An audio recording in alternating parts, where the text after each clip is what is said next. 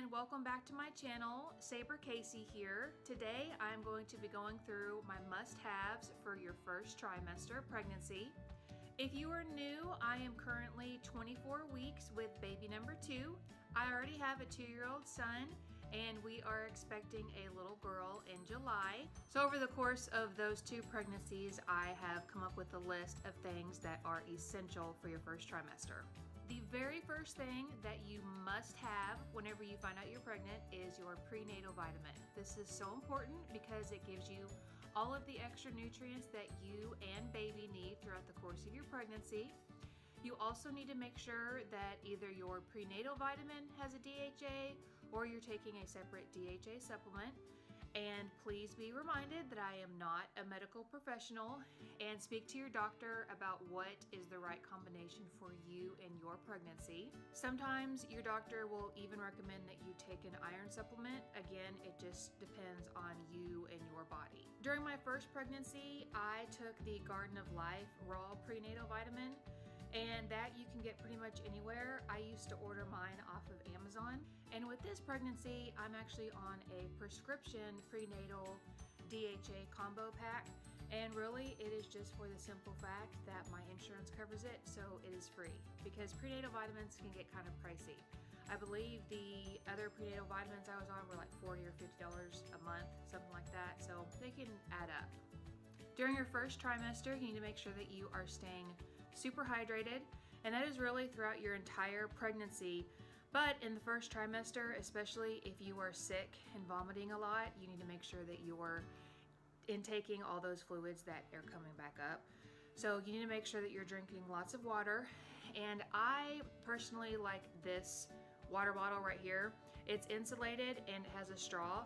I find that if I drink out of a straw, I have a lot easier time drinking the water and I can drink it faster. That's just personal preference. I also like water bottles that are insulated because, again, I prefer cool water. I find it easier to drink.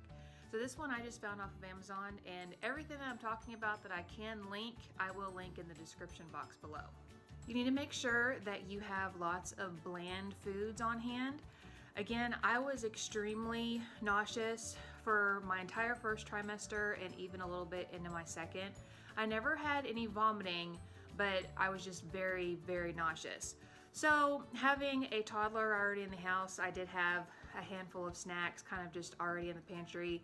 Things such as Cheez-Its, Goldfish, just regular crackers, granola bars, things that are kind of bland, but also things that have carbs in it really help your nausea. Because one, they kind of keep you a little bit fuller, because if you're hungry, that's going to make you more nauseous.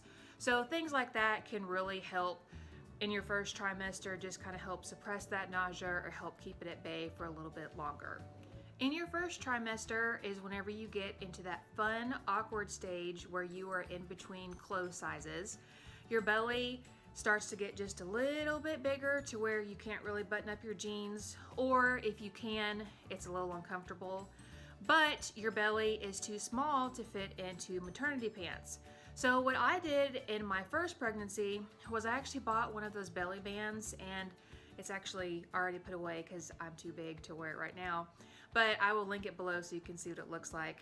But it's basically a band that you just slip right over your pants, and it goes over your belly, and it helps kind of just keep your pants together. So you'll have your pants undone underneath the band, and it kind of helps you to get a little bit more life out of your pants before you have to go up to maternity jeans or maternity pants. This pregnancy, I actually used a little hair tie trick, and that's where you loop a hair tie through the buttonhole in your jeans and then loop it around the button, and that kind of gives you a couple extra inches in your jeans. Honestly, I got to a point in my first trimester pretty early on where I was just so bloated. I was so bloated my first trimester this time around that I just went straight up to maternity jeans, because I would rather my pants be too loose than too tight, because I was just so uncomfortable. I have seriously never been that bloated in my life or even in my first pregnancy. So that was really uncomfortable. So I just went straight up to the maternity jeans and leggings. You know, they have maternity leggings and those are quite tight, so you could probably get away with those until you have to size up to maternity jeans. You are also going to want to have lots of bras that have no underwire or exercise bras, because most of those are stretchy material and they don't have an underwire in them. The reason for this is because your boobs will be very sore and tender, and they're just very uncomfortable. This usually calms down for most women around the second trimester. Everybody's different. But the first trimester, it's extremely common to have just sore and tender boobs. So the less pressure and anything that you can have digging into your sides, the better. For me, I already have a ton of exercise bras, so I would wear those. But your boobs are also going to get bigger the further along you progress in your pregnancy. So what I did in my first pregnancy was I went ahead and bought a handful of nursing bras, because you're going to need them anyway. And I bought them a size larger than I normally would.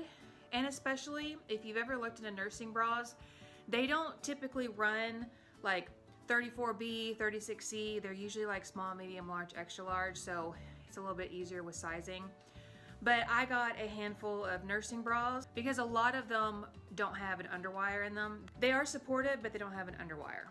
So I went ahead and bought those and wore those for most of my pregnancy, and of course afterwards when you're nursing.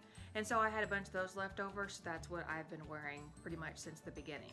You are going to want to preemptively kind of start oiling up your belly to help prevent stretch marks, and to also just help promote elasticity in your skin, period, regardless of stretch marks. I'm one of those women, I'm really not bothered by stretch marks. I just feel like it's kind of part of it, and I'm not really insecure or stressed out about getting stretch marks. Obviously, this is my second pregnancy. I do have stretch marks, and you know, it is what it is.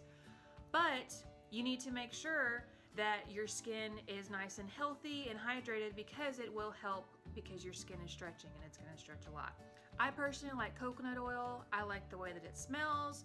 I feel like it penetrates my skin really well, and that's just personal preference. There's lots of lotions and creams and stuff that you can get, but coconut oil is what I always go back to anytime I try anything else. So in your first trimester, you're not going to be big yet, but like I said, it's going to be important that your skin on your belly and wherever else you feel like you need it, maybe your boobs, your thighs, or anything like that, is nice and supple and hydrated. That way it will have room to stretch and it won't be so hard on your skin. Peppermint oil was an absolute must-have for me during my first trimester, because I was extremely nauseous the entire time. What I would do is I would just inhale it directly from the bottle, or I would mix it with some coconut oil and just kind of rub it on my stomach and just kind of leave my shirt up and just lay down, and the smell of that would really kind of help my nausea and just kind of help suppress it a little bit to get through the day. So the last item that I have that is a must-have for your first trimester are the Preggy Pop drops. I wish that I would have used these during my first pregnancy, because I love them. You're probably going to hear a lot of mixed reviews about them. My opinion on that is these are not that expensive, so go try them for yourself and see if you like them, and if you don't, oh well. You can get these anywhere. I got mine from Walmart. You can get them from Amazon. You really can get them anywhere. This one has 21 pieces, and I think it was like $4 or $5. So it comes in these little wrappers, and they also have actual lollipops, but I have a 2-year-old and I need both of my hands free, so I don't have time to be holding a lollipop. I actually will be doing a separate review on just the Preggy Pop drop, so I will drop that video in the description box so you can see my full review there. But in a nutshell, I really felt like these helped, even if it had that placebo effect. When you are that nauseous all the time, and you have a toddler, and you have a house to run and meals to cook, any little bit helps when you are that sick. They are just like little hard candies. They have some essential oils in them. I really feel like they helped, so definitely try those out and just see if they work for you, because like I said, they're really not that expensive. That is my list of must-haves for your first trimester of pregnancy. If you liked this video and found it helpful, please make sure to give it a thumbs up below. Also, make sure to subscribe to my channel, where you'll see other pregnancy videos, mommy vlogs, and things like that. I will also be doing a second trimester and third trimester must-haves as well. Thank you so much for watching. I'll see you next time.